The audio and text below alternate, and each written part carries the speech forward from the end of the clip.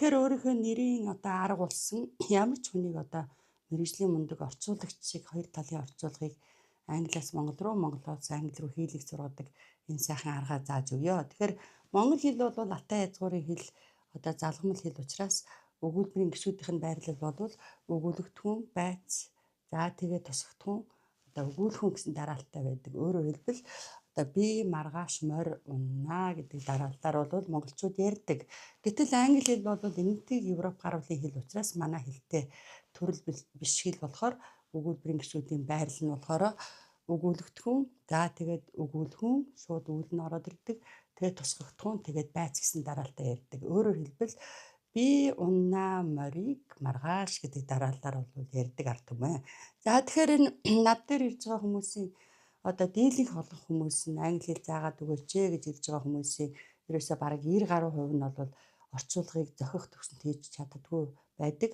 За тэгээд одоо бүх үгийг мэдээд байгаа мөртлөө болохгүй байна багшаа гэдэг тэгдгийн. За тэгээд бол миний гишүүнчилж орчуулна гэдэг арга бол ямар ч хүнийг бол мундаг орчуулагч болгочих болдог болохоор энэ арга та бүхэндээ төлөвлөж байгаа.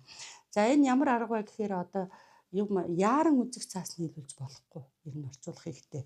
Эхлээд бол монгол өгүүлбэрээ маш сайн уншаад англи хэл рүү орчуулахдаа үг үгээр нь биш тийм үү? Одоо ерөөсөө гишүүн одоо англи өгүүлбэрийн дараалалд оруулаад тэгээд монгол үгээр нь зүгээр өрөө тавьчих сурах хэрэгтэй нэгдүгээрт.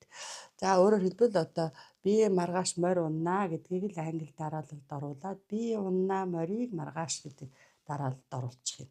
За тэгэхээр энэ өгүүлэгдэхүүн гишүүн бол бидрийг зовоохгүй шүү дээ.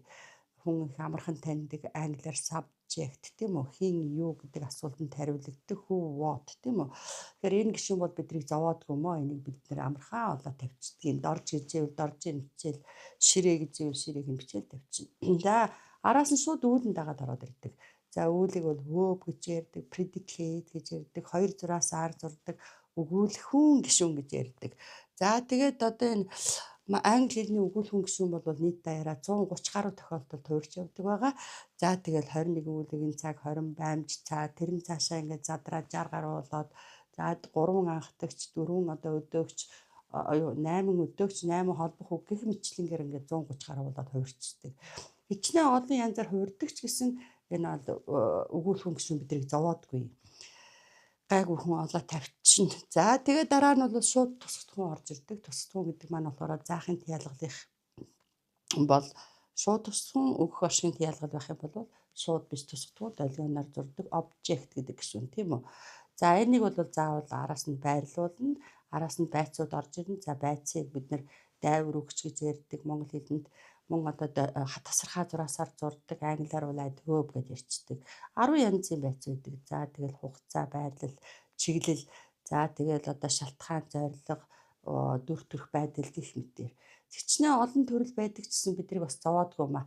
Хүн ер нь ялгаад идэв. Өчигдөр гэжээвэл байрлал зааж гин, юу хугацаа зааж гин, Москва руу гэхээр чиглэл зааж гин, байшин дотор гэхээр байрлал зааж гин. За тэгээд амжилттайгаар гэх юм бол дүр төрх зааж гин, борооны улмаас гэвэл шалтгаан зааж гин, энтхийн тулд гэх юм бол одоо зорилго зааж ингээд хүн мэдрээд идэг болохоор нэг их хэцүү биш. За эдгээр бол англи өгүүлбэрийн төгсгөлд бол байрладаг байгаа. Тасархаа шугамар зурдаг. За энэ дараалалд оруулаад өөрөө сурчих хэрэгтэй. Өөрөөр хэлбэл 1 зураас 2 зураас долгион тасархаа гэдэг нэг гишүүний бүрэлдэхүүнд орж байгаа үгсээс нэгэх ч орхихгүйгээр үрж тавьж сурна гэсэн үг. За өөрөөр хэлбэл одоо жишээ нь ийм өгүүлбэр байлаа гэж бодъё л да. Би өнөө орой ээжтэй зориулж нэг маш амттай алюминий бэлүү хиймээр байна гэд ярихад үг үгээр нь тоолох юм бол ерөөсөө 12 хүттэй байгаа юм. За гэтэл энэ өгүүлбэрийг одоо бид нар гишүүн болгоод өрөө тавихад би хиймээр байна нэг маш амттай алюминий бэлүүг ээжтэй зориулж маргаа өнөө орой гэд. Тэгэхээр ерөөсөө 5 гишүүнтэй болчихж байгаа юм. Тэгэхээр одоо та нар өрхтөө юу ч хайж болохгүй гэдэг нь юу гэсэн үг вэ гэвэл нэг маш амттай алюминий бэлүүг гэж энэ 5 үгийг 5 уулынгийн өөрөх хэрэгтэй.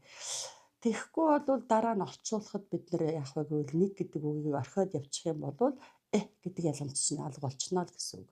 За би үг мэдэхгүйгээ суугаад иж болохгүй. Одоо энэ чинь одоо амттай гэдэг үг мэдэхгүй байх юм бол би үг мэдэхгүй гэдээ орчуулахгүй байгаад байж болохгүй шүү дээ.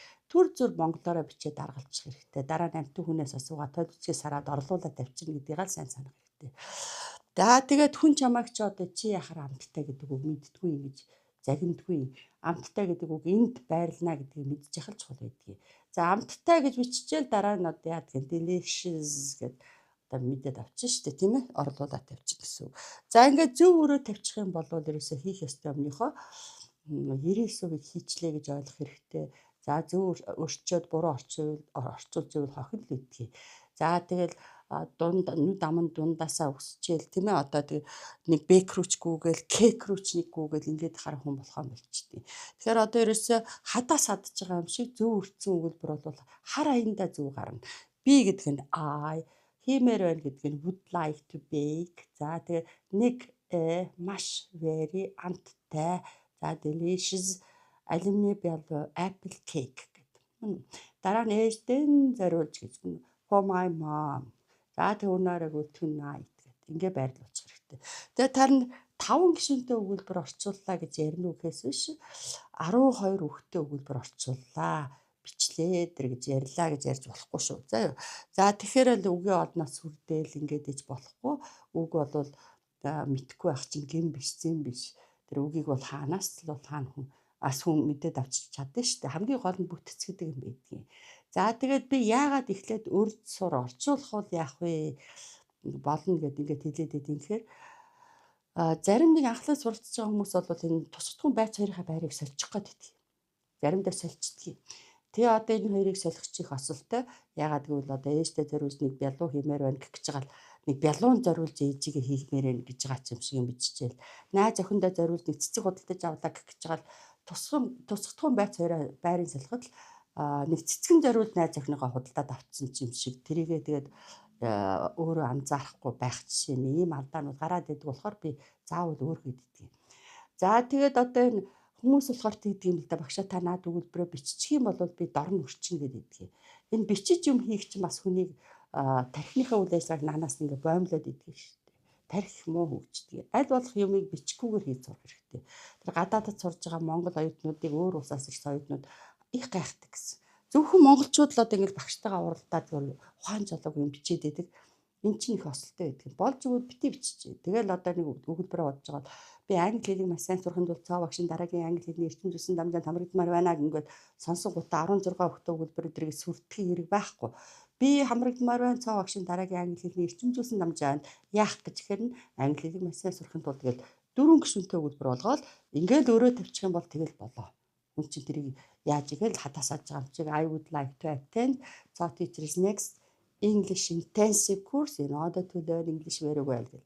Хэрвээ одоо тэр эрчим зүйлсэн эдэр гэдэг үг мэдгүй бол шууд монголоор бич. Тэгээ дараа нь intensive гэдэг юм байна гэд мэдээд авчих.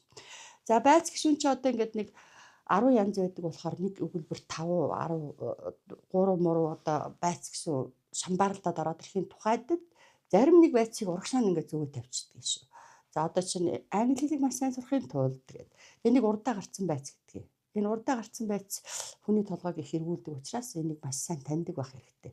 За тэгэл одоо зориг заасан байц нь урдаа гарцсан юм уу, хугацаа нь урдаа юм уу энийг сайн мэдрээл тэгээд энэ урдаа гарцсан байцыг төрүүлд орчуулна, сул өгшиг, тасал тавьж өгүүлэгдэхүүн хэлнэ мөн үү? Бичнэ. За тэгээд гишүүний тоонд оруулахгүй бол амар үйдэг. Төрүүлээд орчуулчихдаг. За тэгээд яах вэ гэвэл одоо саяны өгүүлбэрийг in order to learn English I would like to attend Цаа teacher's English next intensive course гэдэг тавьчихад 3 гишүүнтэй өгүүлбэргээл 132-оор орчуулчихна. За буцаагаад англи хэлнээс монгол хэл рүү орчуулахдаа англи хэлний өгүүлбэр хичнээн олон үгтэй байсан шиг гишүүн болгоод өрөөд үзэхэд бол хамгийн олондоо нэг 6 мургаан гишүүнтэй л идэгий. Тэгээ 6 гишүүнтэй өгүүлбэр чих ховорхон. За нэг 3 4 5 3 4 5 дотор л эргэлдээд идэгий. Тэрийг л зөв өрөө тавьчихад сурчих юм бол тэгэл болоо.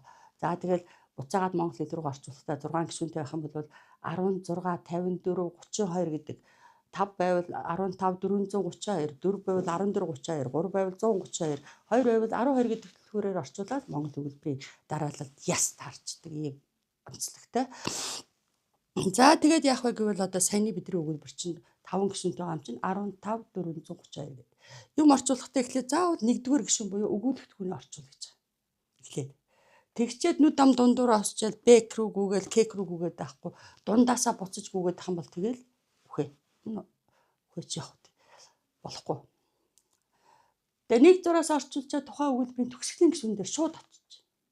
Одоо 6 бол 6 дээр нь 5 бол 5 дээр нь очиод тэгээ ухарч явсараагаад хамгийн сүүлд нь 2 дугаар гишүүн буюу өгүүлэхүүн гишүүн дээр ирээд тархийг базаал дуусгах. Тэгмээр байна гэж гэнэ үү, тэгсэн гэж гэнэ үү, тэгнэ гэж байгаа юм уу, тийм ээ? Тэрийг нь сайхан зөв орчуулаад тавьчих хэрэгтэй. Ингээл болоо. За жишээ нь одоо манай сургуулийн төвийн буян одоо миний номны буян, миний буян юунд оршдог гэхээр ерөөсөө ямар ч хүнийг ингээд мундаг орчуулах хэлэгдэг болгочдөг. Үгүй олно сайж болохгүй. Жишээ нь одоо бид нар энэхүү яригтэй төслийг говийн бүс нутаг туйлын амжилттайгаар хэрэгжүүлэхийн тулд хандивлагч орнууд болон бусад олон улсын санхүүгийн байгууллагуудын ихээхэн хэмжээний шууд хөрөнгө оруулалтыг авмаар байна гэсэн бахад л одоо 30 гарсан л үхтэй байж шүү дээ. За ингээ гишүүн болгоод өрөх юм бол бид нар авмаар байна. Юуг хандивлагч орнууд болон бусад олон улсын санхүүгийн байгууллагуудын ихээхэн хэмжээний шууд хөрөнгө оруулалтыг гэдэг чинь нэг л их олон үгнээс бүрдэж байгаа болохоос биш ганцхан зайхант ялгалтын тусгатгуул байна шүү дээ. Тэгээ яах гэж гэхээр энэхүү яригтэй төслийг говийн бүс нутаг туйлын амжилттайгаар хэрэгжүүлэхийн тулд гэдэг. Ерөөсөө 4 гишүүнтэй. Тэгээ сэтгэл зүйн хөвчсөн их гоё. 27 хүүхдээ өгүүлбэр орчуулах гэж байна гэж тамар цусны оронд 4 гишүүн орчуулна гэж ярих гэж гоё гэдгийг. Тэгэл ганц 2 үг мэдээд авсан байхад орчуулахаараа энэ зөв гараад we would like to get a large amount of direct investment of the donor countries and other international financial organizations in order to implement this complicated project in the Gobi region extremely successfully гэдэг.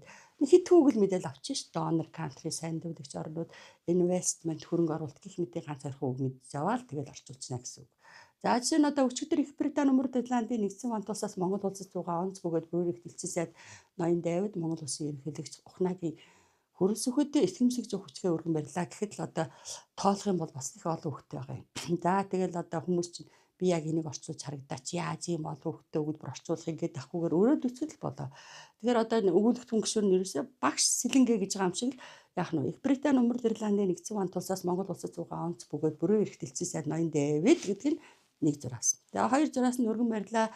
Юг этгэмжлэгч хүчгээ хинд Монгол улсын ерөнхийлөгч Ухнагийн хөрөлсөхөд хизээ өчигдөр. Ерөөсөө 5 гишүүнтэй өгүүлбэр. Ингээл болоо. Тэгэл одоо энэ extraordinary and plenipotentiary ambassador of the United Kingdom of Great Britain and Northern Ireland, Mr. David, handed his honored credentials to the President of Mongolia. Ухнагийн хөрөлсөд yesterday гэдэг ингээ байдлуулсан шүү дээ. Тэгээ ганц нэг байцааны урагшаа авчаад yesterday гэдэг нь урагшлуулчих болдог байх нь шүү дээ. Ийм сайхан арга байдаг. Баярлалаа.